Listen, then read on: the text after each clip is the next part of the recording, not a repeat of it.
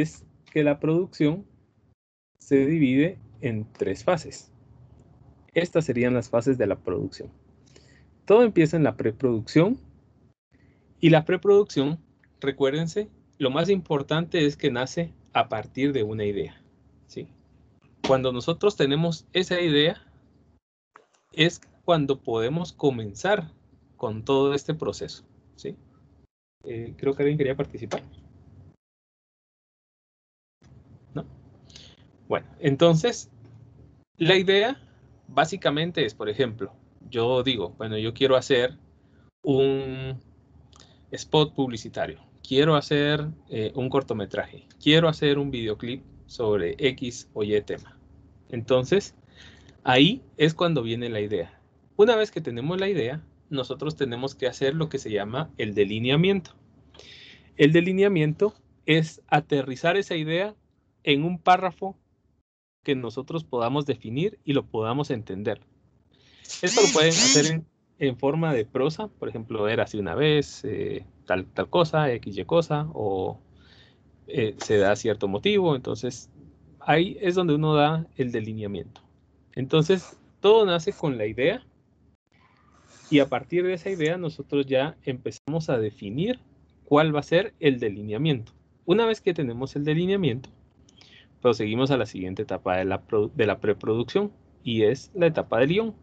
Aquí es cuando ya empezamos a escribir qué partes son las que nosotros vamos a necesitar. Una vez que tenemos el guión, por ejemplo, podemos pasar al storyboard, podemos desarrollar lo que se llama la escaleta. La escaleta es un documento donde nosotros tenemos los tiempos, tenemos qué persona va a hacer qué diálogo, etcétera. En dónde va a ser, cuántos segundos va a durar, etcétera.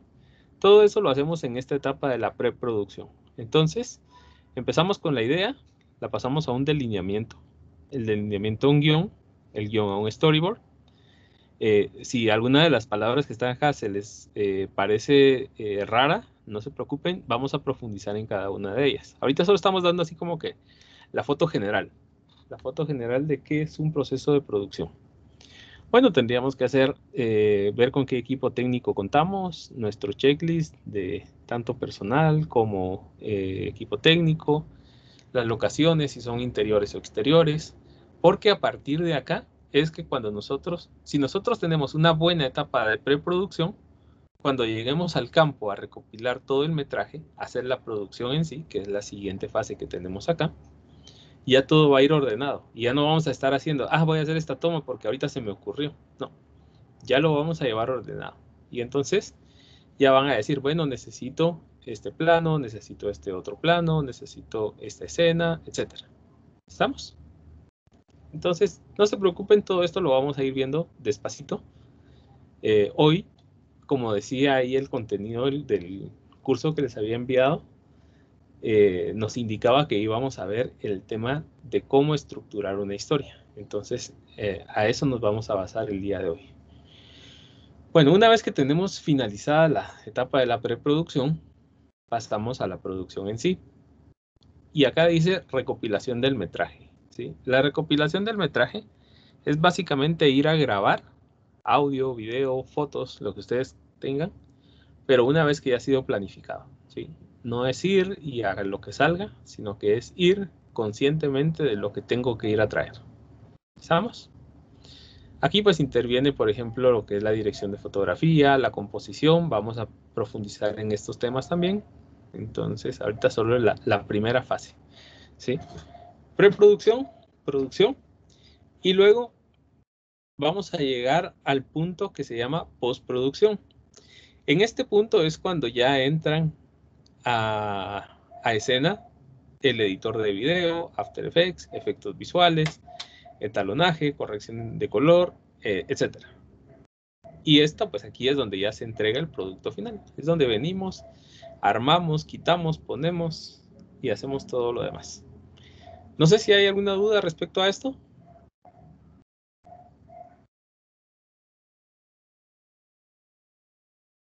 ¿Alguna palabra que les parezca nueva o que desconocida?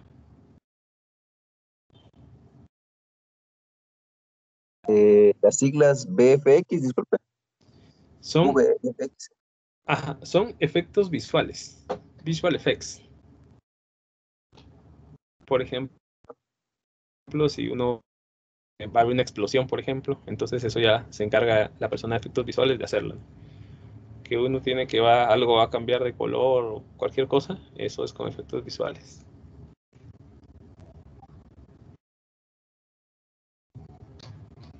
¿Alguien más? ¿Alguna duda que tenga? El storyboard. Ajá.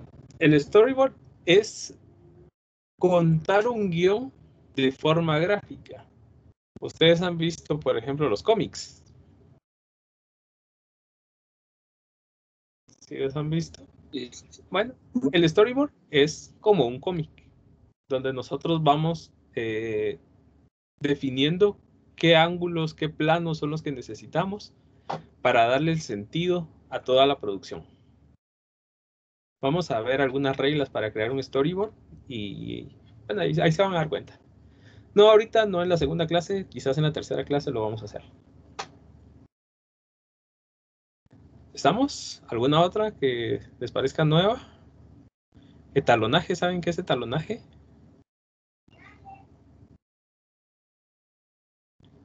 No. El etalonaje es una etapa de la postproducción donde nosotros arreglamos los colores. Por ejemplo, ustedes ven una película y con ver la película o con ver lo que están proyectando, ustedes saben que es una película. ¿Por qué? Porque los colores de ese material automáticamente nos llevan a decir es una película. Si ustedes ven una novela, los colores son totalmente diferentes. Entonces, cada una de las cosas que nosotros hacemos lleva cierto sentido. Entonces, desde la idea hasta la exportación final y entregar el producto, todo debe de llevar una línea concisa, ¿ya? Por ejemplo, yo desde la idea inicial empiezo a decir, bueno, quiero hacer un cortometraje y va a tener la apariencia de una película, ¿sí? Entonces, yo ya hago planos de películas, ángulos de películas, le doy el color de una película y así, sucesivamente. ¿Estamos? Entonces, estos son así como pequeños engranes, ¿no? Entonces, uno debe funcionar para que el otro funcione. ¿Estamos? Entonces, lo que quiero mostrarles el día de hoy es lo siguiente. Las historias. Todos en la vida necesitamos escuchar y contar historias. Yeah. Las historias son necesidad de las personas. Entonces, y no viene de ahorita, eso viene de antes, ¿no? Por ejemplo, si ustedes ponen algo en Facebook, es porque quieren contar una historia. Si, por ejemplo, alguien les pregunta, ¿cómo estás? Es porque quieren que ustedes les cuenten una historia. O si ustedes le preguntan a alguien, ¿cómo estás? Lo que ustedes quieren es saber una historia, ¿no? Entonces, las historias son lo más importante dentro de una producción, ¿sí? Y eso es así como que lo primero que ustedes tienen que hacer. No hacer un anuncio, no hacer un videoclip, no hacer un corto, solo porque lo tengo que hacer. No. Lo más importante es la historia, ¿sí? Y todo nos debe de contar una historia, aunque sea pequeña, pero nos debe de contar una historia. Por ejemplo, las historias no se dan desde ahorita, eso ya se ha dado desde la época de las cavernas, por ejemplo. No sé si ustedes se recuerdan que antes pintaban cómo mataban al tigre, ¿no? Cómo mataban al mamut y se hacían vestimentas, hacían fuego, etcétera. ¿Se recuerdan de eso? ¿Qué estaban haciendo? Contando una historia, pero obviamente ahí la historia era con fines educativos, ¿no? De que las nuevas generaciones supieran qué hacer en algún momento.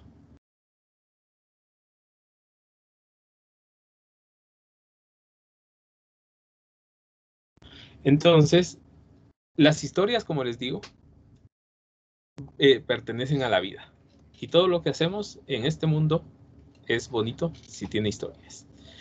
Entonces, las historias en Hollywood y en la mayoría de cuestiones de la televisión o series, lo que ustedes quieran, se clasifican así como que en dos grandes ramas.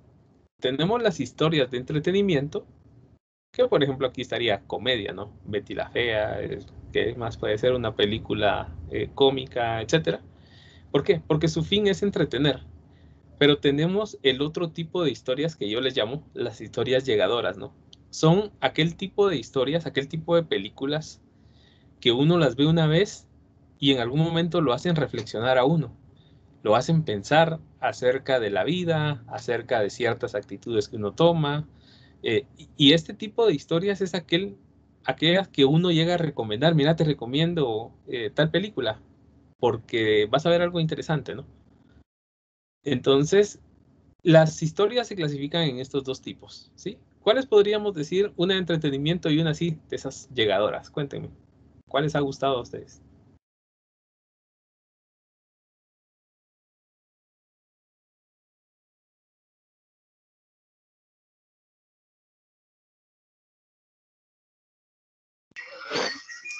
Podría ser las historias de las marcas, así como la historia de Apple, las historias de la creación de automóviles, la de Ferrari, Lamborghini y todas esas cosas.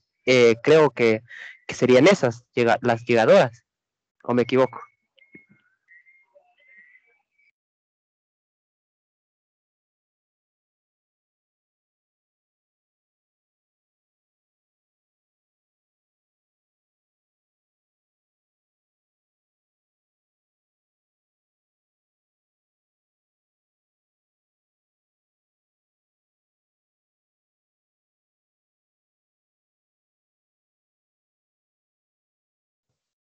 Wilber, no le escuchamos, creo que tiene apagado su micrófono.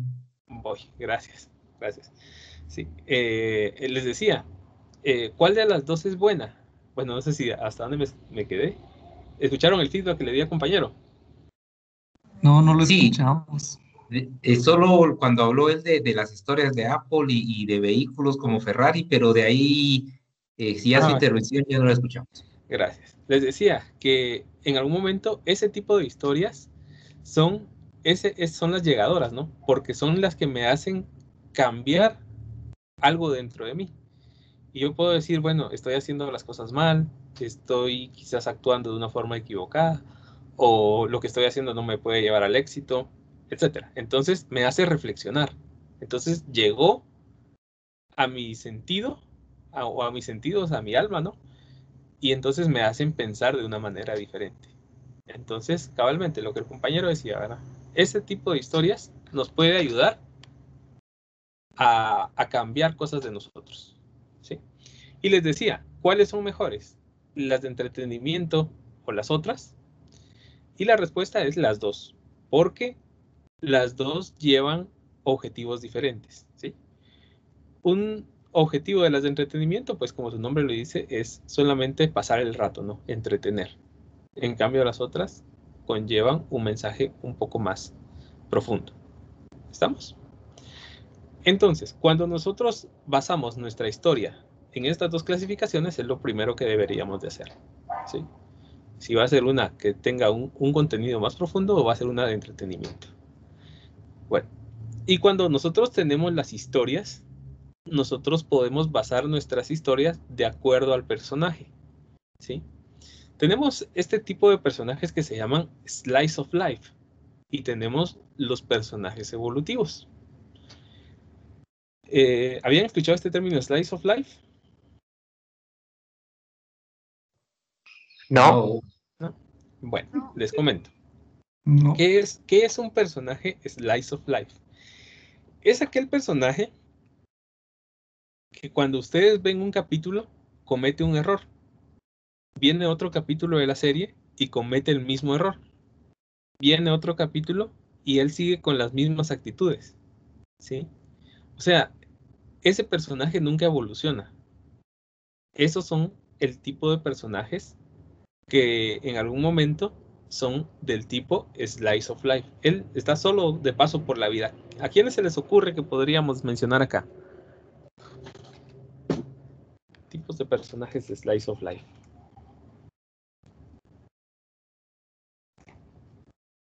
¿Cuál se les ocurre?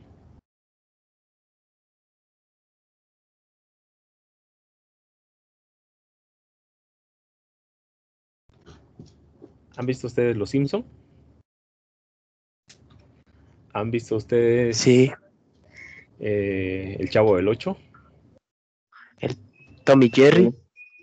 Tom y Jerry. Sí. Ajá. Bueno, esos son el tipo de personajes Slice of Life. Y vean, regularmente están en las historias de entretenimiento, ¿no? En cambio, por otro lado, tenemos a los personajes que son más interesantes. Y son los personajes evolutivos. ¿Sí? Aquí es a donde nosotros deberíamos de llevar la historia. ¿Sí? Y poner personajes que evolucionan. Quiere decir, por ejemplo, muchas veces sucede el caso y dicen, miren, yo quiero hacer una historia, pero solamente tengo el final y quiero que la persona sea un hombre de negocios exitoso. ¿Sí? Bueno, ya tiene el final de la historia. Ahora, ¿cuál es el inicio? Pues lo contrario, ¿no? Y así es como se hacen las historias. ¿Sí? Nosotros tenemos a un personaje que se mueve de un punto A y evoluciona a lo largo de toda la película, y lo que vamos a ver ahorita es la estructura de cómo es que este personaje tiene que evolucionar. ¿Estamos? ¿Qué personaje podríamos mencionar en el de tipo evolutivo?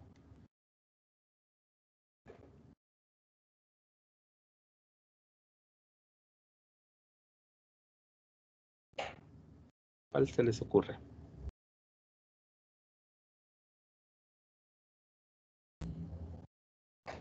Recuérdense de sus películas favoritas. Recuérdense de todo eso. De Dragon Ball. ¿Cómo? Goku de Dragon Ball. Los de Dragon Ball. En Evolucionan. busca de la felicidad. En busca de la felicidad. Exacto. Ahí vemos la historia cabal que estábamos mencionando, ¿verdad? Una persona que no tiene éxito y al final pues se convierte en una persona exitosa. Que tiene que pasar el Niágara en bicicleta, cabal, pero ahorita vamos a ver por qué. ¿Qué otro podríamos mencionar? Por ejemplo, una historia de amor. Ustedes pueden ver, por ejemplo, a veces la historia de una persona que le cuesta conseguir pareja y al final pues se termina casando, encuentra el amor de su vida. ¿Sí? Entonces, es esa evolución. Se mueve de un punto A hacia un punto B. ¿Estamos? ¿Alguna duda con eso?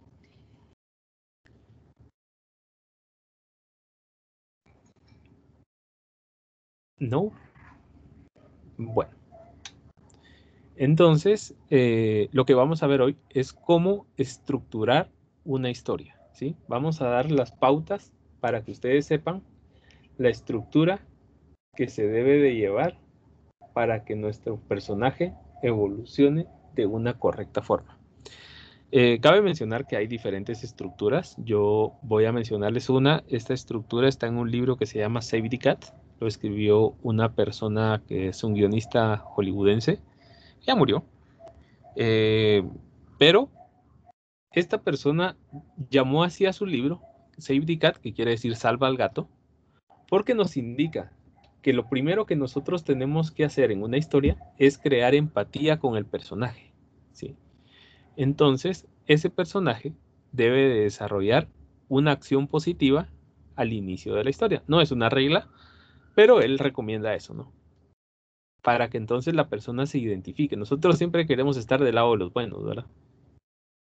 Entonces, pues, Save the Cat, el nombre sale de Salva al Gato, haciendo alusión a una buena acción que se vaya a hacer. ¿Dónde podríamos ver esto? Por ejemplo, en la película Aladdin, cuando la persona del protagonista pues roba un pan y se lo da a personas que no tienen, ¿no? Entonces ahí puede ser un ejemplo de ese tipo de cosas. Entonces, la estructura que vamos a ver tiene tres partes. Ustedes se recuerdan de las partes aristotélicas de la narrativa, ¿no? Que tenían, bueno, nos lo enseñaron en la escuela, ¿no? Que tenían tres partes: el inicio, el desarrollo y el final. ¿Se recuerdan de esa estructura? ¿Sí?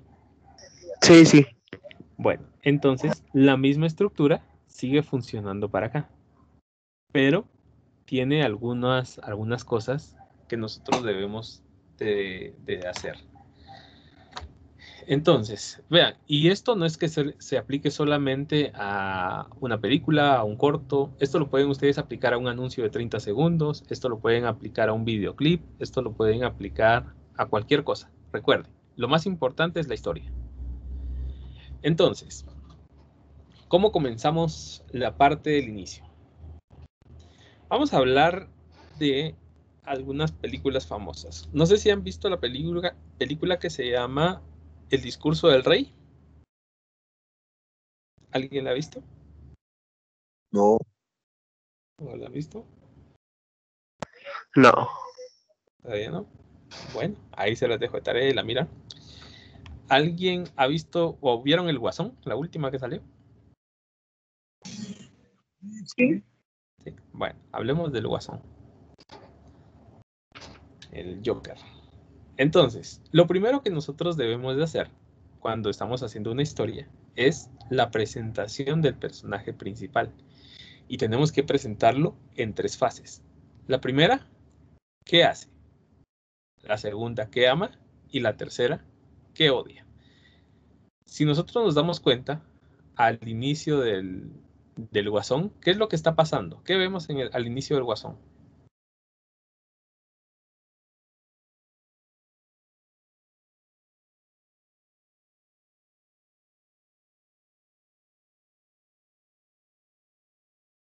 Hello. Vemos que él se está arreglando, ¿verdad? Para salir a escena. Vemos que él ama hacer comedias. Vemos que a él le gusta su trabajo. Entonces, él quiere ser un comediante famoso. ¿Sí, diga?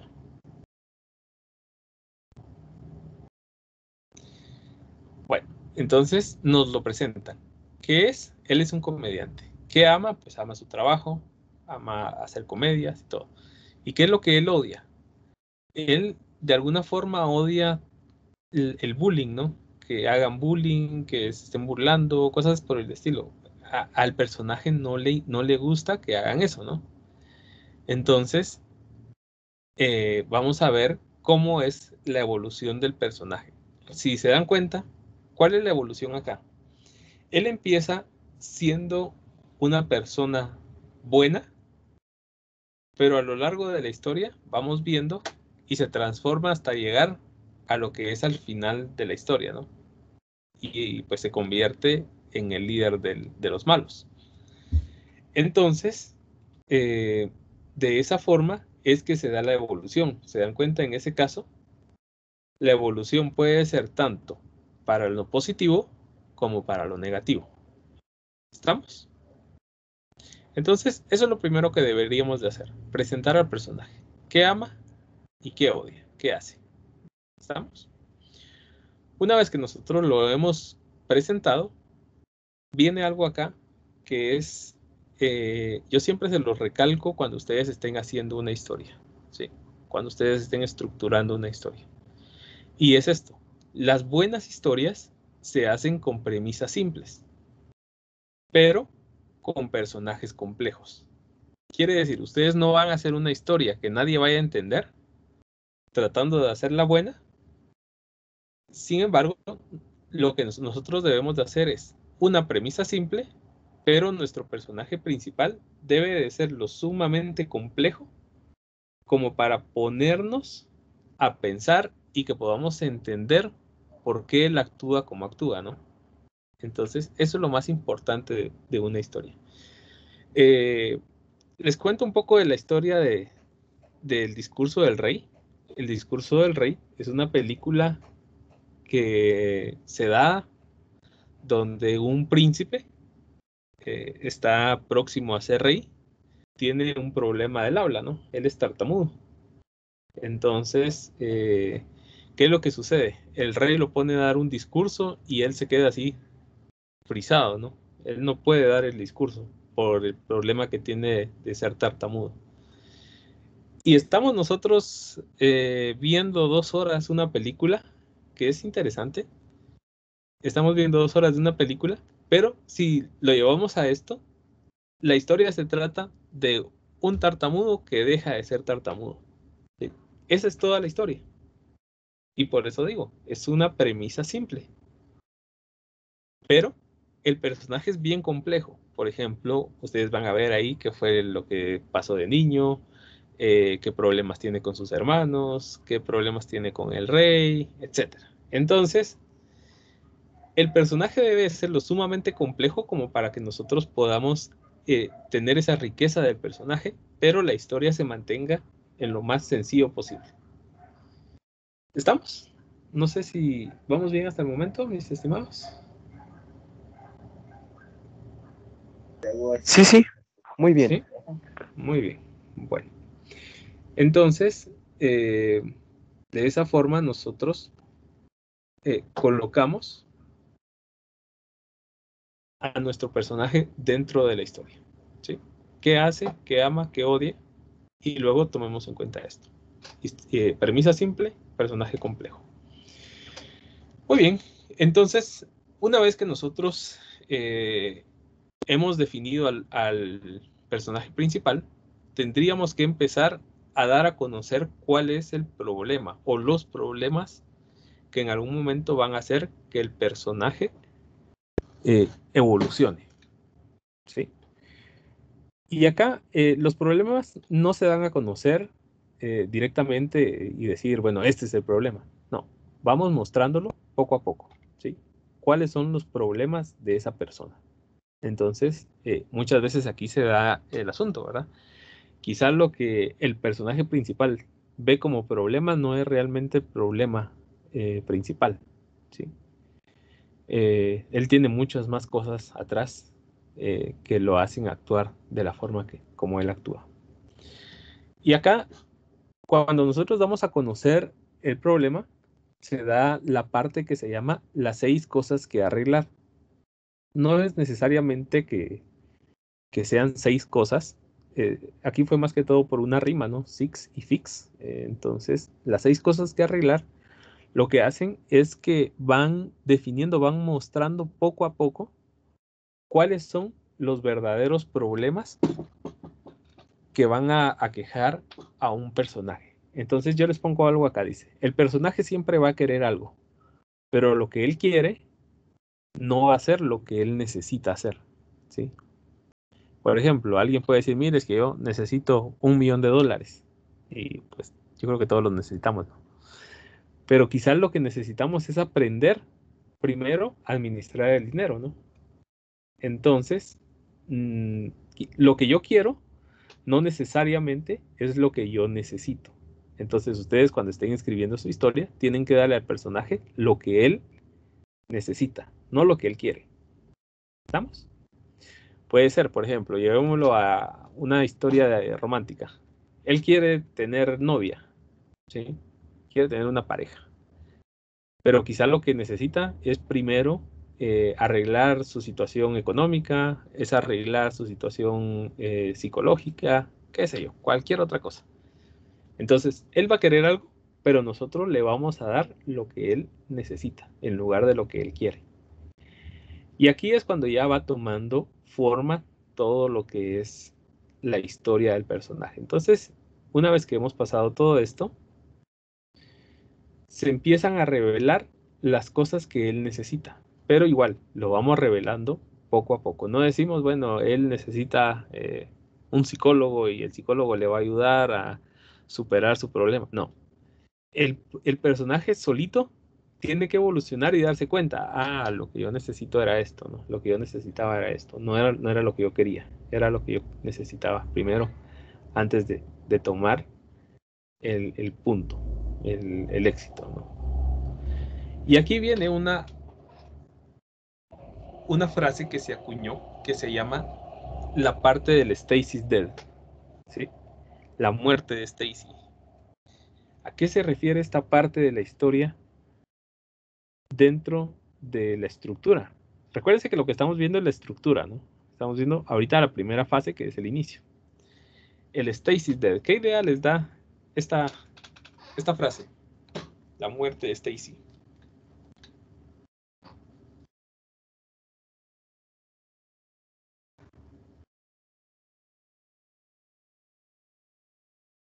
¿Alguien alguna idea? La muerte de Stacy fue muerte de alguna señorita o niña. La muerte de una señorita o un niño, gracias. ¿Y cómo podríamos hacer que esa muerte encaje en la historia? ¿Sí, Carlos?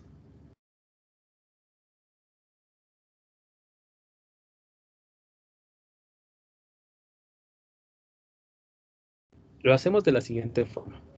¿De dónde viene el nombre Stacy's Death? La muerte de Stacy. Esta se acuñó de allá por los años 1980 y todo en ese tipo de películas. No sé si ustedes han visto Duro de Matar, Arma Mortal y todas esas películas.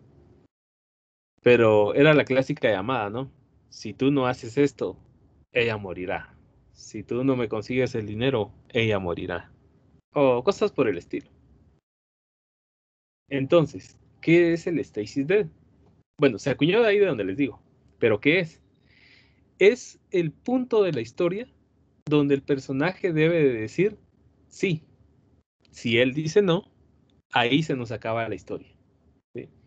Es como que el primer giro de la historia es el primer punto donde él tiene que decidir. Y si él dice no, pues ahí se acaba la historia. Y cuando él dice no, regularmente viene una muerte. Hablemos de Spider-Man. ¿Han visto Spider-Man? Pues en Spider-Man su tío le dice, ¿no?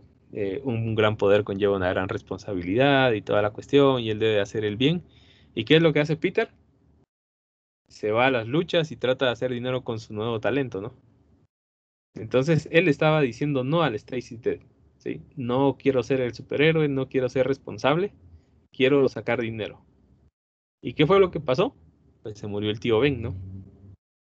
Y a partir de la muerte del tío Ben, él comprende que lo que él tiene que hacer con su talento, con su poder, es hacer el bien para todas las personas. Entonces, el Stacy's Dead es ese punto, yo se los pongo acá, es el punto de no retorno. Una vez que él dice sí, la historia ya no puede volver atrás. ¿Qué partes del Stacy's Dead podríamos mencionar de películas o de historias?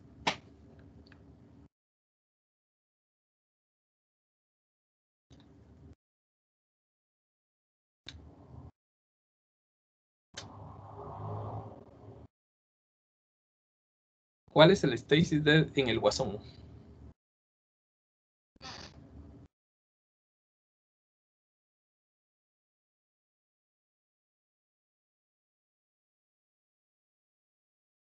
¿Alguna idea? O no en el Guasón, cualquier otra película. ¿Dónde ustedes pueden identificar? Ah, aquí si él hubiera dicho que no, pues ahí se termina la película, ¿no?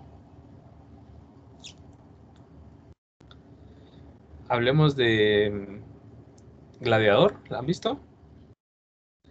Vienen muy serios ustedes, hombre. Sí, la hemos visto. ¿Han visto Gladiador? Muy bien. ¿Dónde podríamos decir que es el Stacy de Gladiador?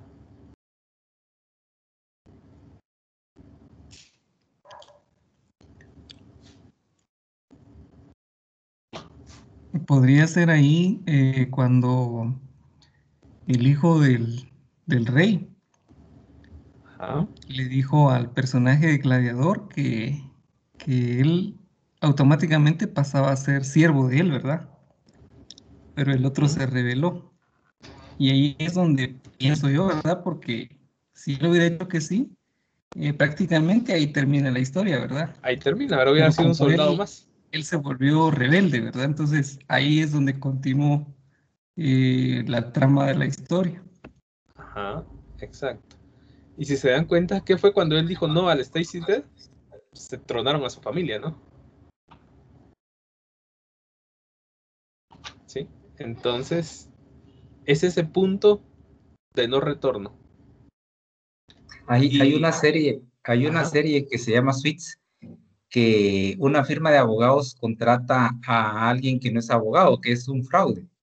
Entonces, cuando Mike lo Ross, dice usted. contratan, ese es el Stacy Dead, porque si no lo contratan, ahí termina la serie, porque la serie gira en torno a un abogado que no es abogado. Mike Ross, dice usted. Ya la Sí, vi. cabal. Buena esa serie para negociar. Sí. Ya les conozco los trapos sucios a todos. No, exacto. Entonces, vean que no solamente es a películas, vean que no solamente es a cualquier cosa que uno quiera contar, ¿sí?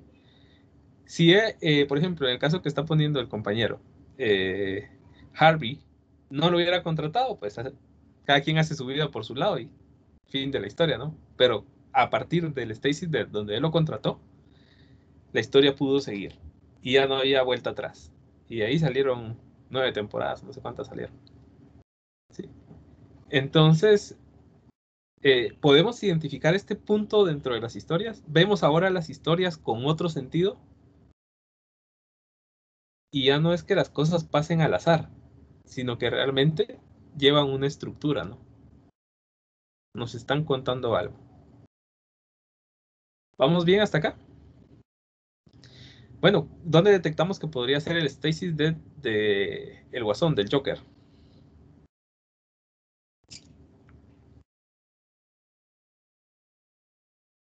Parte de la historia.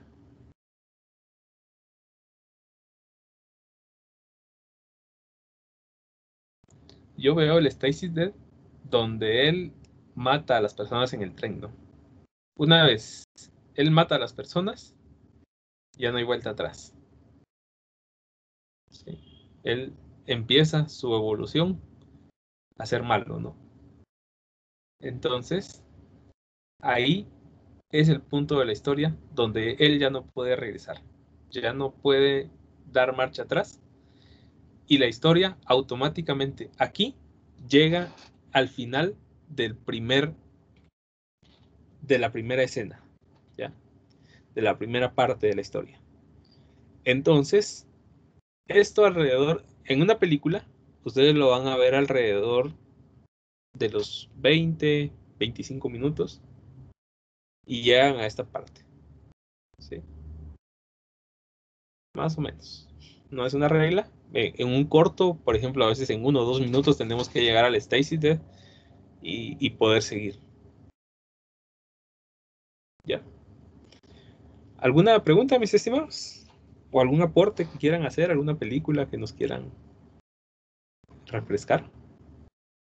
Por ejemplo, bueno, solo la que se me viene a la mente con la película de Titanic, el Stacy podría ser en el punto cuando, bueno, el que anda vigilando lo del barco, se podría decir, o del crucero, cuando no ven el hielo que se les atraviesa ahí.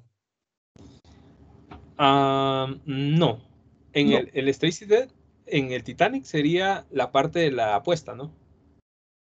Una vez que él Ah, se gana, una vez que él se gana los tickets, ya no hay vuelta atrás. Él se tiene que subir y la historia tiene que seguir.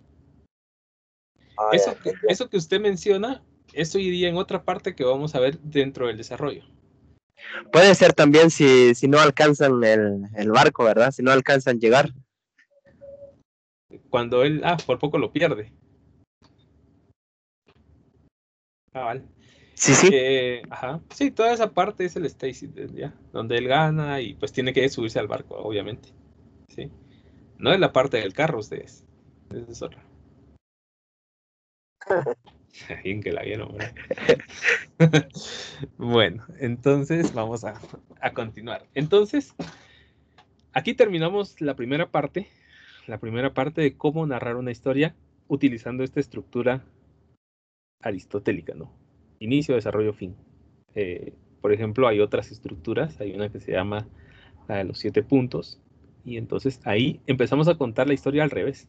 Es una estructura bien interesante, pero como este no es un curso de narrativa, no lo vamos a ver, solamente se los menciono. Por ejemplo, no sé si ustedes sabían, pero si no se los cuento, las historias de romance y las historias de terror comparten la misma estructura. Es la misma estructura. Lo único que obviamente, cosas distintas, ¿no? Pero es la misma estructura. Entonces, una vez que nosotros estamos acá, empezamos con el desarrollo, ¿sí? El desarrollo de la historia. Una vez él dijo, sí al Stay is Dead, la historia pudo continuar. ¿Y qué es lo primero que viene acá? Los intentos de cambio, pero que son en vano. Aquí es cuando el personaje trata de hacer cosas para cambiar su modo, pero no puede, ¿sí? Por ejemplo, ¿qué podríamos decir? En el Guasón, él trata de ser bueno, él trata de hacer comedia, pero ve que una vez que ha matado, ya nada tiene sentido, ¿no? Y el desarrollo yo lo llamo la tortuga con las patas arriba, ¿no? Porque es el punto donde él trata de levantarse, trata de hacer cosas para poder avanzar y poder llegar al éxito, pero no lo puede hacer. Entonces, aquí empieza el desarrollo. Y aquí es donde ustedes tienen que como que patear esa tortuga, ¿no? Hacer que él no se levante. Porque si él se empieza a levantar, su historia empieza a caerse de interés. Muy bien. Aquí es donde tendríamos que hacer una pausa y tendríamos que hacer lo que se llama la promesa de la premisa, ¿sí? Y evaluar si estamos hablando de lo mismo. Por ejemplo, si nuestra historia empezó que íbamos a narrar la historia de una persona que iba a salir de las drogas, por ejemplo, pero aquí estamos hablando de aliens, pues algo tuvo que haber pasado ahí en el camino, entonces hay que regresar y ver dónde nos empezamos a desviar, a modo de que siempre, si estoy hablando de drogas, pues aquí sigo hablando de drogas, ¿no? Si sigo hablando de drogas, aquí no voy a hablar de perros, ¿ya? Entonces, aquí es la promesa de la premisa. Muy bien. Ahora, ¿cómo se crea una historia? Utilizando esto. 3 cosas. Un personaje, una meta y uno o varios obstáculos, ¿sí? Entonces, de esta forma nosotros empezamos el desarrollo.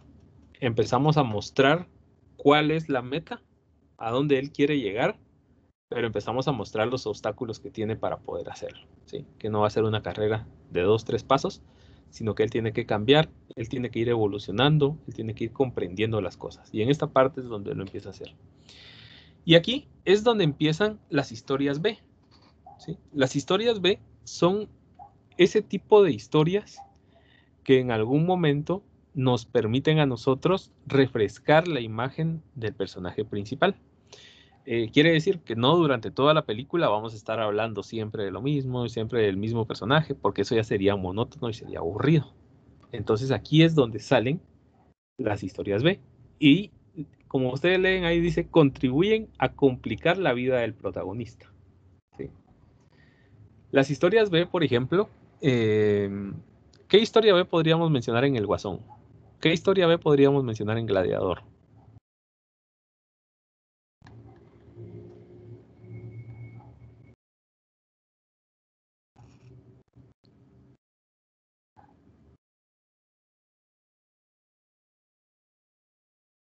Hello.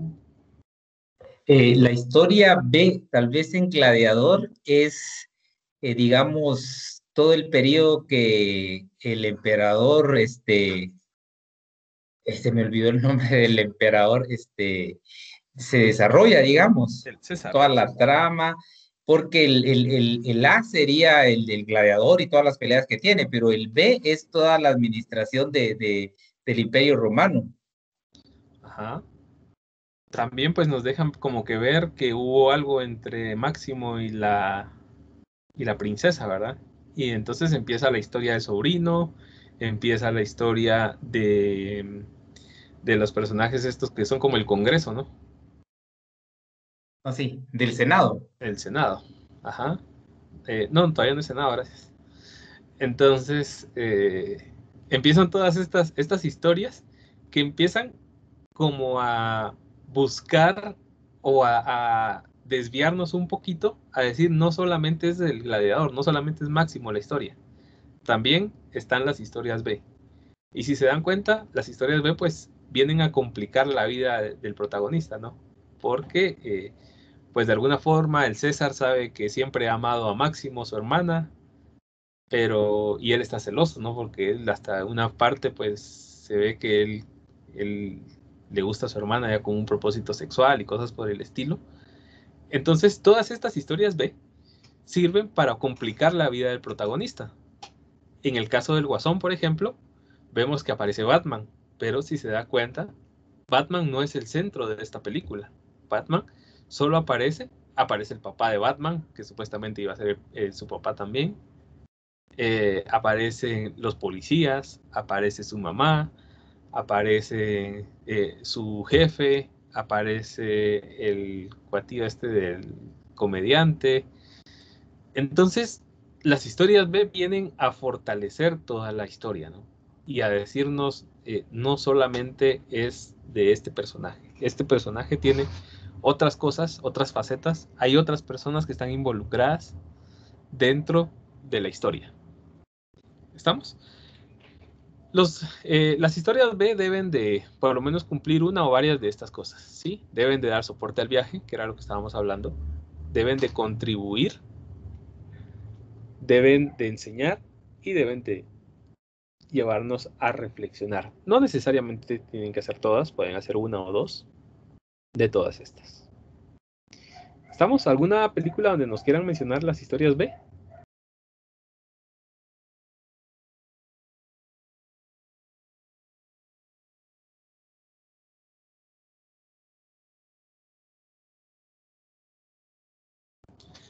En la serie de Suits que estaba comentando el compañero, las historias B, pues recuérdense que está, no solo es Harvey, ¿verdad? No solamente es Mike, está su novia, está la jefa, está, ¿qué más? Su suegro, están sus enemigos, entonces son varios, ¿verdad? No solamente es una historia, está el otro que era jefe también, ¿verdad? El de Harvey Specter Lee.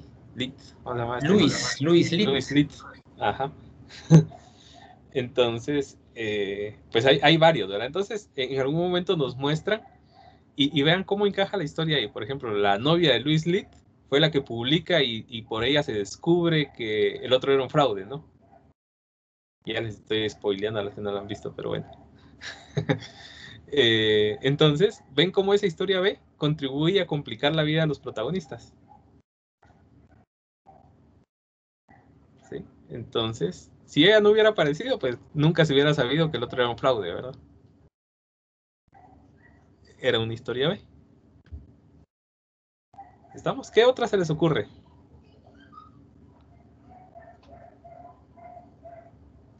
Hay muchos compañeros callados, hombre. Y eso me preocupa. Buenas noches. Buenas noches. Podría ser la primera película de Shrek, cuando la historia B sería Lord Farquaad cuando manda a quitar a todas las criaturas del pantano y afecta a Shrek el personaje. Uh-huh. Eso puede ser una historia B. ¿Qué otra historia B de Shrek? Bueno, por ejemplo, a mí me gustan, bueno, mis películas favoritas son las películas animadas. Por ejemplo, Kung Fu Panda, esa es mi película favorita así de animación. Ahí pues tenemos historias B, por ejemplo, no solamente es Po, no solamente son los 5 guerreros, sino que hay otras cosas. Está el papá de Po, está el enemigo, están los lobos, está el pueblo, etc. Entonces tenemos muchas cosas y nos van contando las historias así, ¿no? Por poquitos. Y ahí es donde aparecen las historias B y cobran un principal protagonismo. ¿Estamos? ¿Alguna duda con esto? ¿No? No. Gracias. Buenas noches. Sí, buenas noches, Garzón. Tengo una consulta, perdone. Bueno, no es cierto. Que viene otra mano. Diga, compañero. ¿Quién Soy es Carlos? Carlos Caray. Así es. Disculpe, Carlos, dígame. No tenga pena. Hablaba usted de esto que sucede en las películas, ¿verdad? Pero mi duda es si solo sucede en las películas de Hollywood, ¿verdad? Porque acuérdate que hay también cine chino, hay el cine europeo, no sé si también ese tipo de cines también utiliza ese formato, no sé, o algunas historias, algunas películas basadas en hechos reales, no sé si cuando una película se basa en un hecho real, también tiene que cumplir con todo eso que usted nos comentaba. Esa es mi duda. No, gracias, Carlos.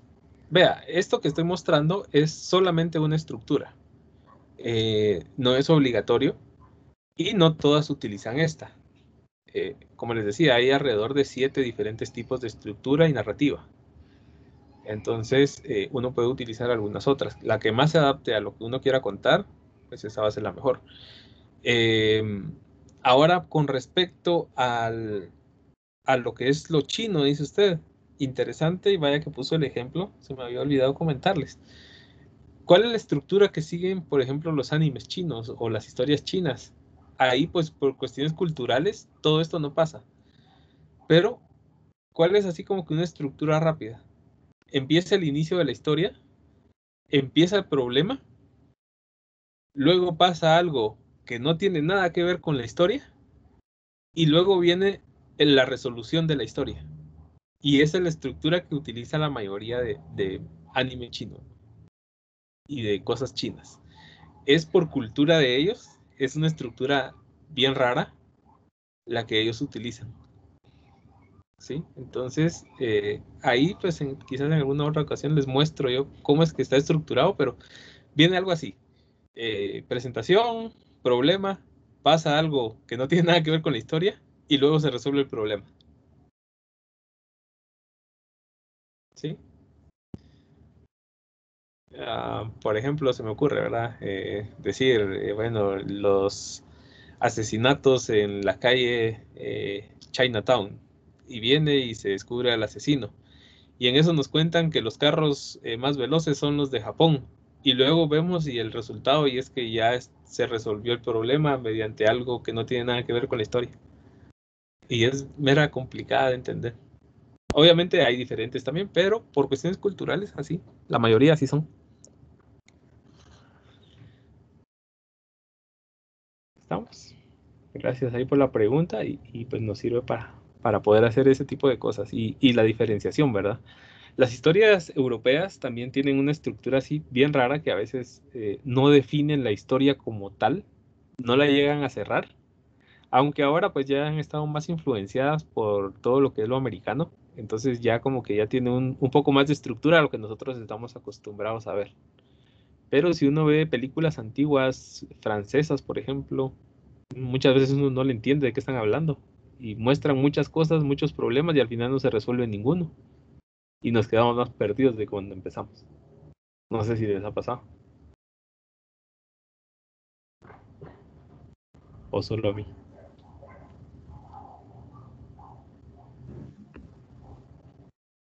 Sí, Gerson. Yo estaba viendo hace algunos días una serie X, ¿verdad? En una plataforma X. X o triple X. Y Ah. no, tampoco. Bueno. Y pues al principio estaba interesante, ¿verdad? Bueno, el desarrollo de la historia. Pero creo que fue más o menos como a la tercera temporada que cambió totalmente, ¿verdad? El personaje que se suponía era el principal hasta desapareció. O sea, ni se supo qué pasó, ¿verdad? Otro que no figuraba antes pasó a ser el personaje principal.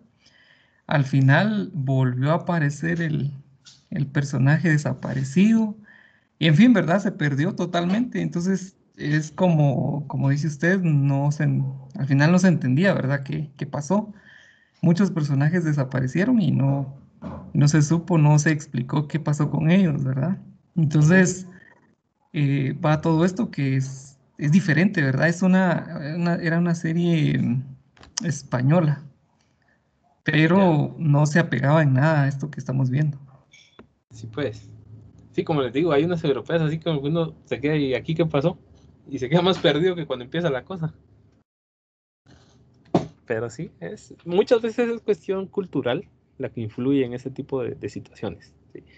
Como les decía, no podemos cortar todo con la misma tijera porque son cuestiones culturales, son otras cosas, otras creencias. Entonces, esto que estamos viendo es solo una estructura y es así como queda más famosa. ¿Estamos? Gracias por el aporte, mi estimado.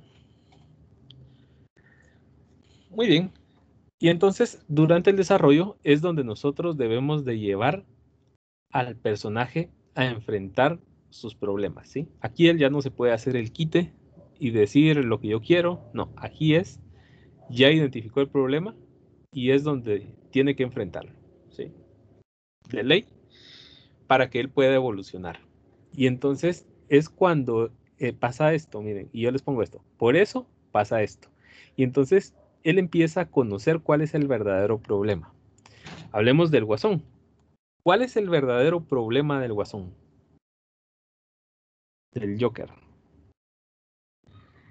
En esta parte de la película es cuando nosotros empezamos a ver, por ejemplo, que él fue abandonado, que él fue violado, que su mamá sabía que lo estaban violando, que, ¿qué más? Empiezan sus problemas psicológicos, ¿no? Y entonces los problemas del pasado, ¿sí? Empiezan a conocerse y empezamos a entender cuál es el problema real de todo esto, ¿ya?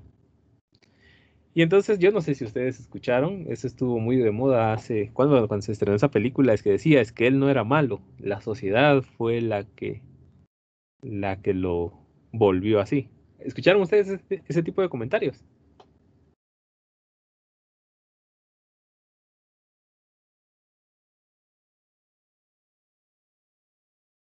Hola.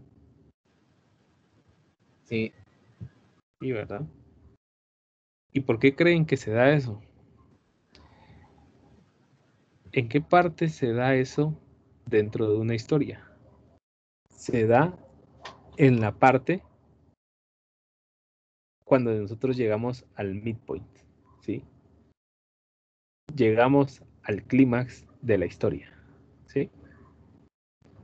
Y entonces es cuando nosotros creamos o buscamos tener empatía con el protagonista. Y en esta parte de la historia es cuando nosotros decimos, no, es que el Joker no era malo, la sociedad lo volvió así, que él tuvo problemas.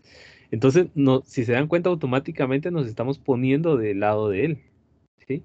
Y no decir, bueno, no, él fue un asesino. No, estamos diciendo, ah, por eso, entonces ahora sí, él me cae bien, ¿no? Ese es el midpoint, ¿sí? Y en el midpoint se hace lo que se llama, el personaje principal hace un berrinche, como que no entendió todo lo que le pasó aquí arriba, ¿sí? Todo lo que los intentos de cambio, todas las historias B que le complicaron, él no lo entendió y hace un berrinche, ¿sí?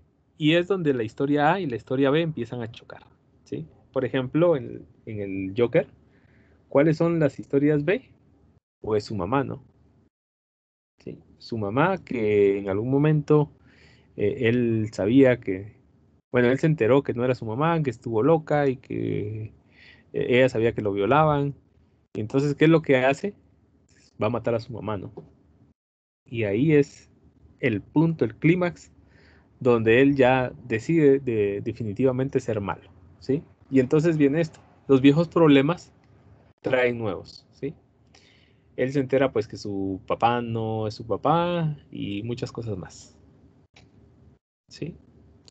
Y aquí es pues cuando él dice, todo está perdido, han llegado ustedes a esta parte donde los Avengers llegan y ya no ven ninguna salida para el problema porque el villano se está apoderando de todo y seguramente ya les tapó todo lo que tenían que hacer.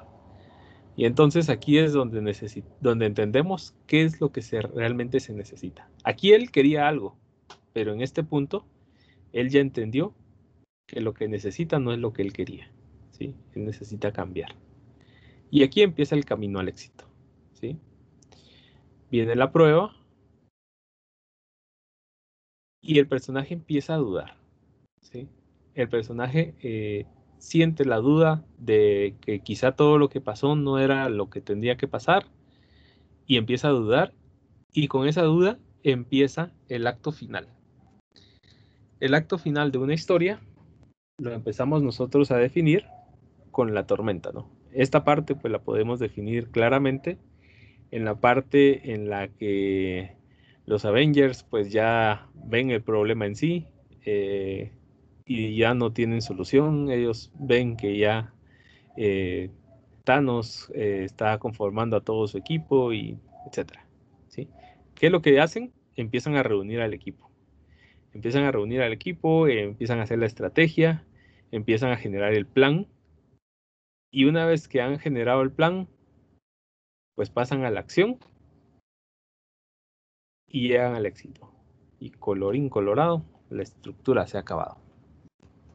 ¿Estamos? Esta parte como que es así como que a lo último uno ya sabe qué va a pasar. La parte del Guasón, hablemos del Guasón. Cuando lo llaman para que él esté en el programa, ¿no? Y él decide que ya va a matar al conductor que le hizo bullying, que se rió de él y todo lo demás. Entonces ahí empieza la tormenta, ¿no? Él empieza a hacer el plan de que lo va a matar, lo mata, y en ese caso, pues digámoslo así, él llega al éxito, ¿no? ¿Cómo termina el Guasón? Él subido encima de una patrulla y todo eso, donde ya es el jefe de los malos, ¿sí? Él llegó al éxito. Él llegó de ser una persona que todo el mundo abusaba de él, ahora es el jefe, ¿no? Para lo malo, pero ahora es el jefe. ¿Estamos? Muy bien, cuéntenme sus impresiones. ¿Qué les pareció esta estructura? ¿Y cómo lo pueden ver?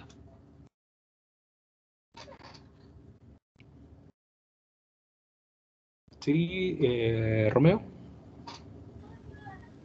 Pues para mí es interesante ver cómo es que se desarrolla mi historia y ver los puntos importantes, o sea, como el punto de ya no retorno, eso fue interesante para mí porque sí lo he visto y fue muy interesante y hasta ahora estoy entendiendo que si cierto actor o cierto personaje hubiera hecho no, o sea, una historia hubiera terminado. O sea, si no hay ese punto de no retorno, pues no se puede hacer nada y eso es muy interesante. Ya, gracias, Romeo. Muy bien, ¿alguien más?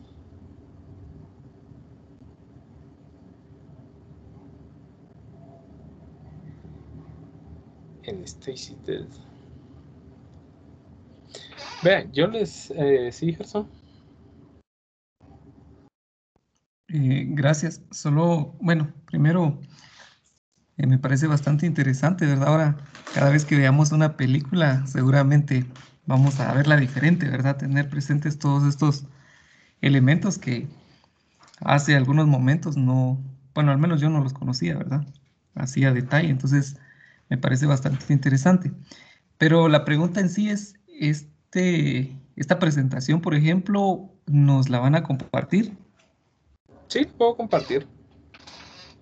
La puedo compartir. Esta es una presentación que yo tengo para todo el curso, entonces no solamente está esto, ya después empezamos a ver cuestiones técnicas, pero igual, ahí va todo.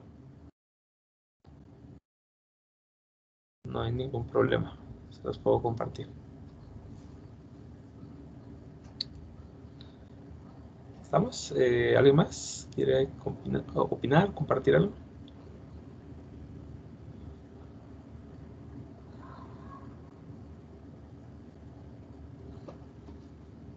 ¿No? Muy bien. Bueno, ¿qué más vamos a ver en la otra sesión? Ya empezamos a ver el tema de composición, cómo componer. Pero lo que teníamos preparado para el día de hoy es esto. Esto y también que nos organizáramos respecto a cómo vamos a desarrollar el curso. No sé si estará el link todavía por acá. Sí, Wilber, acá ¿Sí? estoy. Bueno, Sí. hagamos algo, Lick. Si quiere, yo detengo la grabación aquí porque, bueno, de contenido esto sería lo de hoy y nos quedamos organizando los grupos. Perfecto, perfecto. Muy bien, yo detengo.